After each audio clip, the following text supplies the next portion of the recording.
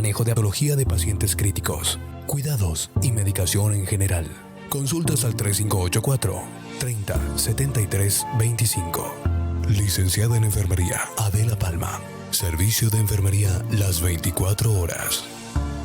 El intendente Juan Manuel Llamosas y el gobernador Juan Schiaretti habilitaron las obras de pavimentación del acceso a la planta de Bio 4 y 20 cuadras de las calles Yapeyú y Aníbal Ponce en Barrio Alberdi. Además, firmaron un convenio con el Círculo Vecinal de Río Cuarto para la ejecución de nuevas obras de cordón cuneta. El trabajo en equipo impulsa más obras y progreso para cada barrio de la ciudad. Gobierno de Río Cuarto. La ciudad nos une. Seguinos en las redes sociales como GPS de Noticias, porque necesitamos estar informados. GPS de Noticias. 102.9 Gospel, gente que se informa. GPS de Noticias, segunda edición. GPS de Noticias se detiene en este segmento para compartir información específica. Una temática, 1000 preguntas y la persona idónea para responderlas. GPS de Noticias.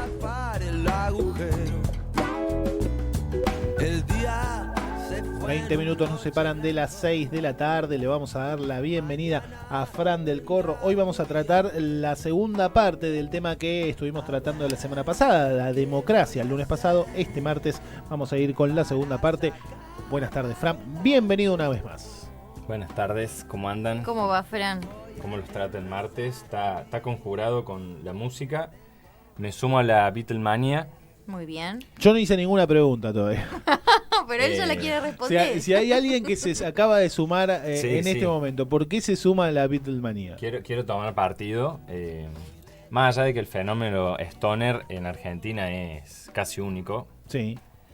Y lo otro es, me envidié mucho siempre esa anécdota de Paul McCartney soñando Yesterday. Me gustaría soñar la tesis, por ejemplo, para la licenciatura. Claro, sería... Como soñarla. Y Qué después lindo. voy escribiendo pedacitos. Y después leo y estudio, pero una parte... Es como un don eso de soñar. Es tanto así, ¿no? O quizá una gran habilidad, ¿no? Él soñó eso y en base a lo que soñó pudo a crear la canción. Quizá nosotros tenemos sueños que nos puedan ayudar a crear algo, pero no creamos nada. Eso es la realidad. No sucede. Me parece que hablamos más bien de un genio, no sé. Totalmente. Digo yo, ¿no? De pronto, me parece. Bueno, Beatles entonces. Sí, me sumo. ¿Y de producción qué dice? ¿Beatles o Stones? No, yo prefiero los Stones. Los Stones. Sí. Para no dejarlo zapatero, bueno, 3-1. Después le vamos a preguntar a Miguel Ángel Beso también a ver qué opina. Bueno. Y a Analía Morales, a todos le vamos a preguntar. Y después hacemos un promedio. Y después hacemos un promedio, ahí está. Bueno, pero no le saquemos más tiempo, por favor, a lo que trae hoy Fran del Corro. Bueno, hoy para continuar nos vamos a detener, o sea, vamos a dejarlo a los griegos y a los autores modernos para hablar un poco de la reforma del 18, la reforma universitaria, un hecho que aconteció acá en la ciudad de Córdoba, capital, y porque tiene que ver, digamos, con la democracia o el reclamo, la cuestión en torno a la democracia se hirió bajo la forma de la reforma del 18 y fue encarnada esa cuestión por el estudiantado cordobés en esa época. Y un poco lo que conversábamos antes es como la frutillicita del postre sería, bueno, ver cómo en aquel momento se plantó un sector frente a la reforma y cómo eso hoy se presenta como una antigua novedad bajo la forma de la meritocracia. Pero esa es la zanahoria ese va a ser el final. Pero un poco ir contando, por un lado, que fuera, digamos, de la representación o de la defensa que hacemos de las universidades como acceso a la educación pública, todos los espacios educativos, el liceo aristotélico, la Academia de Platón, bien, todo espacio educativo en donde se forman de alguna manera profesionales o ciudadanos, responde a un proyecto más amplio, bien, por lo tanto, hoy en las universidades lo podemos ver reflejado en los planes de estudio, bien, en el perfil académico que se suele decir. En ese sentido, bueno, la creación de la Universidad Nacional de Córdoba respondió a un momento más propio del esquema colonialista. La creación de la Universidad de Buenos Aires fue al calor, digamos, de la Revolución de Mayo. Bueno, todo eso va acompañando, es decir, bueno, necesito ahora tener estos profesionales, necesito esta gente con estos saberes, y las universidades van de alguna manera expresando también ese proyecto más amplio.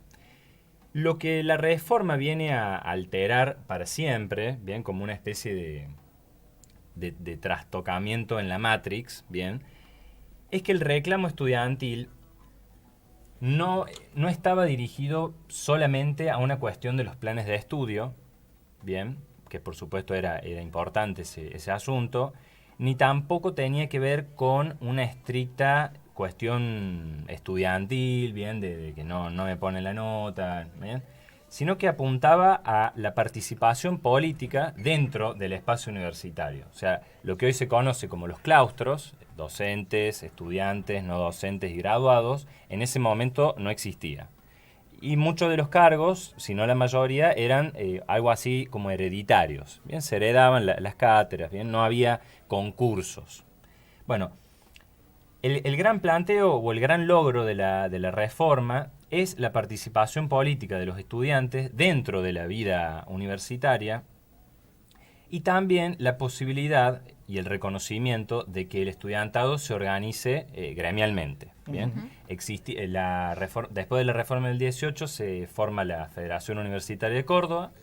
Previo a eso existían algunos centros de estudiantes en la UBA, de ingeniería, de medicina y de derecho, si no recuerdo mal, pero no era un valor, no era una cuestión que estuviese aceptada la organización estudiantil y gremial. Hay un autor que lo retoma, un autor argentino de apellido Sanguinetti, que él va relatando un poco cuál era la función que cumplía hasta ese momento la universidad, y él iba indicando que cuando aparece la posibilidad del sufragio, cuando entra el irigoyenismo al poder del Estado y cuando comienza la Unión Cívica Radical a representar un partido con un componente más plebeyo, muchos de los sectores tradicionales, conservadores, ven en la universidad la última trinchera a defender. De ahí también la raíz tan conservadora, tan reaccionaria, y principalmente aquí en la ciudad de Córdoba capital. El sector social en el que se atrinchera en la universidad hasta la reforma, lo que de alguna manera pretendía era continuar hegemonizando desde las cátedras el perfil bien social, el perfil de profesional. No eran los términos en que se planteaba en esa época, pero respondía a, bueno, con qué ideas, con qué ideología, podemos decir, y con qué herramientas teóricas salen esta gente a la vida y cómo colabora, cómo se entronca con la vida del trabajo y la vida cívica. Y sin embargo, la reforma es una toman el rectorado de la universidad, hacen bastante bochinche los muchachos, piden elecciones, hay todo un trasfondo ahí de que se las reconocen, después en el medio hay una especie de engaño, un acuerdo con el... Hasta ahí se hacía cargo una academia. Hasta ahí era era como una suerte de órgano colegiado, ¿bien? Pero no había elecciones, o sea, nada de lo que existía estaba... Era como que digamos de facto. Hay una academia de facto que está acá y maneja esto. Sí, existían autoridades, pero no eran elegidas por nosotros mismos, nos como elegimos interna. nosotros. Claro. Exactamente. Y, las cátedras, a ver, esto también es interesante porque pensemos que muchos de los estudiantes que se graduaban, presumiblemente pretendían continuar trabajando en el espacio educativo de la universidad, entonces también el reclamo por las cátedras, los concursos por oposición, es decir, bueno, que venga, veamos quién es el más apto para poder dar la clase, quién está en condiciones, por los saberes, por lo que sea, o sea, el criterio fijémoslo, pero que no se decida, que no sea hereditario, que no sea tan arbitraria la elección. Casi como si dijeran disimulen un poco, muchachos, porque claro, así es inviable. Lo curioso de la reforma es que con todo lo que podamos actualizar en términos de ese programa reformista del 1918, aún hoy, en pleno 2022, no hemos logrado me parece, digamos, que quedan muchas cuestiones todavía para la universidad pública y para la educación pública en general. La semana pasada decíamos que sin movilización, sin lucha, sin enfrentamiento, nunca hemos podido realmente efectivizar los derechos. Y yo creo que quizás uno de los errores más graves que tiene la educación pública y particularmente la universidad es el hecho de formar una mentalidad muy individualista, muy mezquina, y en donde se intenta anular permanentemente la participación política. O sea, el núcleo de lo que hoy conocemos, o sea, la fisonomía universitaria, la vida democrática en la universidad, es gracias a un acto en donde un grupo de estudiantes va y toma un espacio para decir, queremos tener voz, queremos tener participación. Y es muy curioso, digamos, escuchar autoridades en la Universidad Nacional de Río Cuarto y en otras universidades nacionales que habiendo sido electos, que ejerciendo las autoridades a través del voto, reniegan muchas veces de la política, ¿no? La política, como si fuese un cuco. Bueno, eso es muy nocivo para lo que representa la educación pública en términos de derecho y el sustrato, o que se intenta ocultar, de que eso es gracias a que la política se explicita. O sea, cuando vos respirás, cuando se hace evidente y explícito el conflicto, la discusión, la posibilidad de acordar, o sea, todo lo que es la política, bueno, eso permite que se avance, permite incluso ponernos de acuerdo o saber en qué estamos en desacuerdo. Cuando vos a eso lo querés anular, es muy probable y casi siempre sucede que va acompañado de una visión más de un servicio. Entonces yo te brindo esta carrera, vos venís, vos estudias, aprobás y te vas. Bueno, eso viene de la mano también con una cuestión que hoy está muy, muy extendida y también la universidad pública tiene sus usinas sobre esta idea. ¿Vieron cuando en muchas noticias sacan la historia de un nenito que a las 5 de la mañana con 10 grados bajo cero va a la plaza para poder agarrar? La romantización. Bueno, además de esa romantización, ahí qué es lo que te están... Nunca he escuchado que en esas noticias digan, che, qué grave. O sea, Claro. bueno, bien por el pibe si tiene la voluntad ahora. Qué terrible Que tenga que hacer esto. que tengan que hacer eso. ¿Por qué no hay más presupuesto? ¿Dónde están las políticas proactivas en favor de? ¿No? Eso no existe.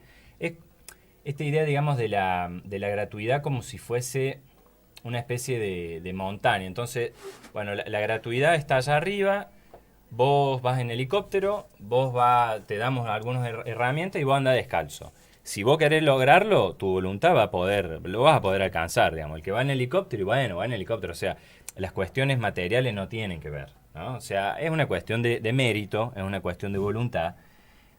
Y esta idea de la meritocracia es una forma que hoy asume, me parece, el viejo culto aristocrático a los criados, ¿no? A ese estado de semi-esclavitud. Hay un escritor y crítico literario, David Viñas, que él ha ido analizando los escritos de la década de 1880, 1890, 1900, y el tipo va mostrando cuál era la representación distorsionada que tenían esas familias venidas a menos, aristocráticas, pero venidas a menos, qué visión tenían de los criados, ¿no? de los semi-esclavos en la Argentina. Totalmente. Y justamente lo que vos decís, bueno, romantizan la idea de que, bueno, el tipo lo insultaban, lo hacían dormir en un sucucho al fondo, lo trataban como un animal, pero destacan su lealtad, ¿no? Van planteando esta idea de, bueno, la virtud de la lealtad, del amor, del apego, de estar siempre dispuesto. Claro, estaba siempre dispuesto porque no le quedaba otra. Exactamente, porque no le quedaba otra. Así como en muchas ocasiones se da a entender de alguna manera, si seguimos la línea de lo que se quiere enseñar con la meritocracia, que quizá el niño que vemos en la calle juntando cartones no está en la plaza jugando con los otros niños porque no hizo los méritos suficientes para poder estar jugando en la plaza. Es completamente un disparate. Totalmente. Yo no puedo entender cómo hay gente que hoy día todavía lo dice y lo defiende, aparte, lo ratifica y lo defiende. Eso es Y por eso pensaba, bueno, porque digo, la meritocracia de repente apareció en el discurso de algunos sectores, pero bueno, la meritocracia me parece que tiene que ver mucho con esta vieja costumbre de mantener privilegios y de alabar la miseria. Claro, es como que viene de ahí. Sí, es que es tal cual, porque son siempre, digamos, los sectores, estos sectores, digamos, privilegiados y que reaccionan tanto ante las conquistas, lo que para ellos es una degeneración, que charlamos, ¿no? O sea, bueno, ahora ¿cuál es el problema de la gratuidad universitaria? Y que cualquiera entra a la universidad, que están 20 años para recibirse, que, bueno, toda la sarta de cosas, y al mismo tiempo vos tenés índices a nivel mundial donde la educación argentina es una de las formaciones en enseñanza superior que mayor cantidad de científicos exporta al mundo. Claro. ¿Bien? Entonces, bueno, ¿en qué quedamos? Estamos 20 años para recibirnos, pero la educación pública en Argentina tiene mejores niveles que un montón de universidades en todo el mundo. Y esta idea de que vos no importa tu condición material, o sea, no importa lo que no te estamos dando, lo que no se está repartiendo, lo que no te estamos reconociendo incluso como persona, a ver, trabajo, una casa, salud, educación. Si vos realmente querés, necesitás y estás dispuesto a que el universo conspire con tu causa, bueno, lo vas a lograr. O sea, no sé, el Estado no va a ser, nosotros tampoco, y te vamos a poner palos en la rueda, pero en una de esas viene una hada mágica. Como una fuerza divina, claro. Claro, apelan al misticismo. Y bueno, la meritocracia está muy emparentada, o sea que uno quizás con un fin noble, con un fin bondadoso, pretende muchas veces o dice, bueno, sí, la verdad que si yo me esfuerzo un poco más, bueno, hay que tener cuidado con esa idea del mérito, porque es muy probable que tenga mucho más que ver con esta vieja costumbre aristocrática de negar, de alabar la miserabilidad que tenemos ante la ausencia de políticas, porque esa es la otra, no es que no tenemos posibilidades. Acá en Río Cuarto somos la única universidad que tiene un presupuesto ya asignado de antemano para las becas económicas, por ejemplo. O sea que imaginémonos el caudal de dinero que manejan las universidades más grandes.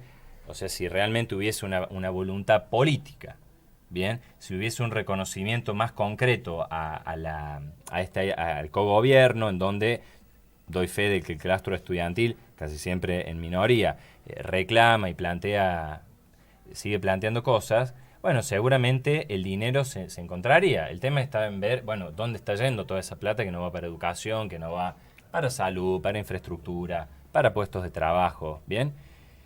Y con lo que quería terminar es que gracias a la reforma, aún con todo este panorama, que lamentablemente hoy la educación, los sectores públicos en general vienen a los ponchazos, pero si hubiese que rescatar algo de la reforma, bien, en términos de un logro que no ha podido aún ser diezmado, es justamente haber abierto la participación política y esa posibilidad de elección, de democratizar los espacios en las decisiones de la vida universitaria, ¿bien? Porque todo lo otro, por ejemplo, la gratuidad universitaria que se sanciona en el 49, en el 55 ese decreto cae, ¿bien? Y la educación pública vuelve a estar arancelada, ¿bien? Al menos la educación superior. Sin embargo, por supuesto se proscriben los centros de estudiantes, la actividad política, pero la semilla de vos, de estar participando, de tener una tradición de participación, de poder elegir los centros de estudiantes, las federaciones, vos no podés volver hacia atrás, ¿bien? No. Lo tenés que interrumpir por la fuerza, pero sin duda esa semilla, bien, de la reforma del 18 es lo que ha permitido que hoy continúe existiendo en Argentina un movimiento estudiantil muy potente, bien, y que siga defendiendo y discutiendo todas estas ideas, bien, toda esta formación que hoy es predominantemente individualista y meritocrática, lo cual parece casi un sinsentido que en una dependencia del Estado que brinda un derecho tengamos este tipo de discursos y que se defiendan, pero la otra parte, lo que hace de alguna manera el contrapeso, es ese hito, es ese acontecimiento cordobés, digámoslo también, de haber podido encontrar una fisonomía y una particularidad para la educación y para la participación política al que hoy tenemos que seguir remitiéndonos para no perder las banderas, para seguir profundizándolo. Bien. Fran, muchísimas gracias como siempre. Llegamos justito Perfecto. con el tiempo en el día de hoy. Así que bueno, nos estaremos reencontrando la próxima semana, por supuesto, ya con alguna temática nueva, quizá hablando del clima y filosofando un poco. Así que Fran, muchas gracias como siempre. Muchas Gracias, Fran. a ustedes, que anden muy bien. Mañana vendrá un día nuevo. Y pasaba por GPS de Noticias Fran del Corro, nuestro columnista de filosofía, con su columna ¿Quién asó la manteca? El tema de hoy, desde los lazos de solidaridad del movimiento estudiantil de 1918, del individualismo meritocrático.